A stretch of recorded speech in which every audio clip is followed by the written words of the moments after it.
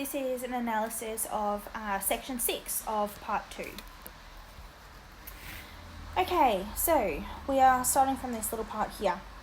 Meanwhile, Priam stands isolated and very nearly forgotten till Polydorus, who is still little more than a child, a high-coloured, athletic boy with coal-black tresses and eyebrows that meet in the middle, launches boldly forward and greets his father very warmly and unself-consciously with a kiss, which Priam, when he has recovered, returns.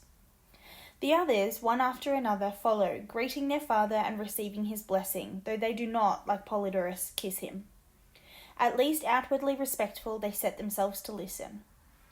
Okay, so this part just really sets the scene. I do find it interesting, though, that the only one of all of Priam's sons to show any affection and to take action is the youngest one.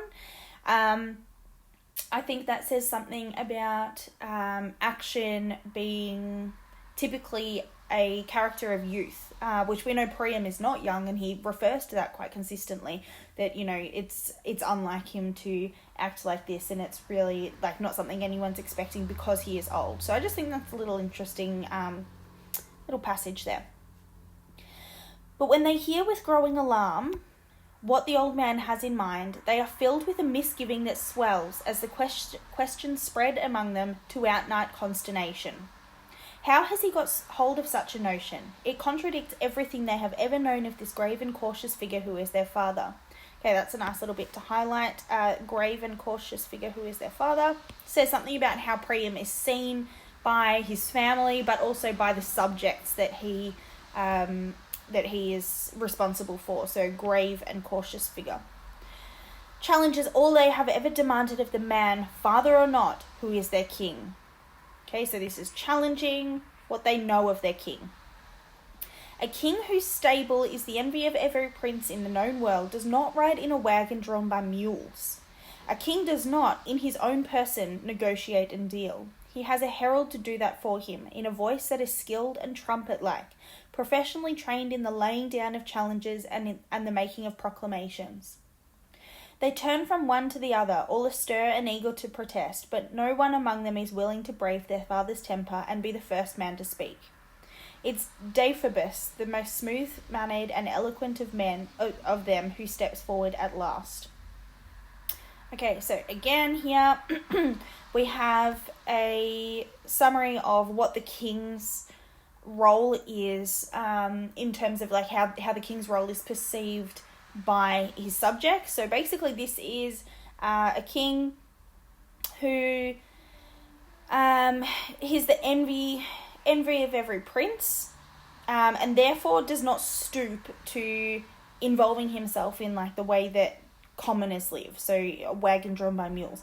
He does not in his own person negotiate and deal. He has a herald to do that for him, who's been trained to do this the most perfect way possible. So again, we are looking at the role of the king as a symbolic figure, as a figurehead, a representation of Troy itself. My dear lord, he begins, you know what my brother Hector meant to me, how close we were, how of all my brothers he was dearest to me, as I believe I was to him. There is no danger I would not face to bring him home to your house, my lord, and to my poor mother's arms. Yes, Priam thinks, that is all very well, but what have you done more than the rest? Beat your breast, fouled your hair with earth, wept a little. You are young and hardy, even an old man like me can do that much. Sir, Deiphobus resumed, Father, this plan of yours is not only new and unheard of, not only puts your precious life at risk, it also exposes to insult, and this I know you value every bit as much as life itself, your royal image.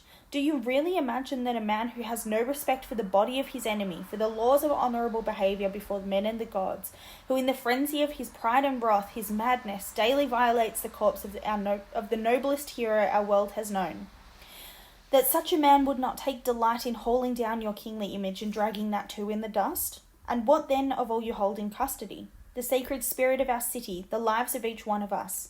I say nothing of the treasure you will be carrying. That is mere earth stuff, metal, however finely worked. It is dispensable. You, my lord, are the treasure we cannot allow to be lost. You are what matters to us. Okay, so here Deiphobus is he is articulating the view that is held by pretty much everyone except Priam. So he's saying it exposes to insult your royal image. Okay, so again, not you as a person, but your image, your royalness. Here we've got a good summary of how Achilles is seen by these people. So we've obviously looked a lot at how Achilles sees himself and how he's represented in part 1. This is a little insight into how the Trojans see Achilles. I like this phrase here, hauling down your kingly image and dragging that too in the dust. So this isn't just about getting hurt, but this is about the potential damage that Achilles could do to the role of king. He could basically humiliate the role of king, and that is something that is not acceptable. It's not an acceptable risk to the Trojans. He's saying, I don't care about the treasure, I don't care about the gold and whatever that you're going to be carrying. I care about you personally, but I also care more than that about the role, the danger to the role that you hold over Troy. So you have for the whole of your life been a king. Ordinary desires and needs and feelings are not unknown to you. I know that. You are my father. But you can have in your kingly role no part in them. They are not in your royal sphere. And are you now to wring Achilles' heart by appealing to those very feelings of the ordinary man that it has been the whole business of your life to remain aloof from? I beg you, sir, be patient like the rest of us. Can you really believe that Hector, who was so proud, who loved you and cared so much for your royal dignity, and fought and poured his life out to preserve it, would thank his father for clasping the knees of his killer in a merely human way, and that laying all the glory of Troy in the dust? He would weep, my lord, as I do. And at this, Deiphobus, unable to go on, dashes the tears from his eyes and turns away. All right. A few key quotes in this passage here. You have for the whole of your life been a king. Ordinary desires and needs and feelings are not unknown to you. But you have and you can have, so you're allowed to have in your kingly role no part in them. They're not in your royal sphere. So he's saying, I know that you have your own motivations and your own feelings and your own passions and so on, but they do not matter anywhere near as much as your kingly role. That is what is important. And he's saying also, so now what you're going to do is embrace those things, which it's not in your role to embrace those things.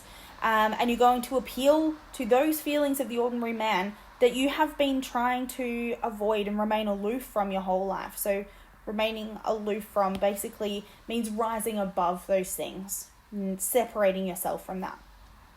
Okay, back to here. Priam lowers his head. When he raises it again, his look is grave, but his eyes, for all the power of emotion in him, are dry. Deiphobus, you speak to me as a son, and I am sorry if what I have it in my head to do offends or shames you. I have had a good 60 years now to consider the splendour and limitations of what it is to be a king.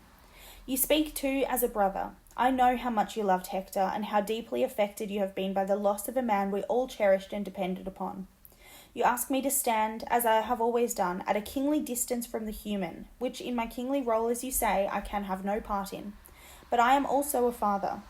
Mightn't it be time for me to expose myself at last to what is merely human?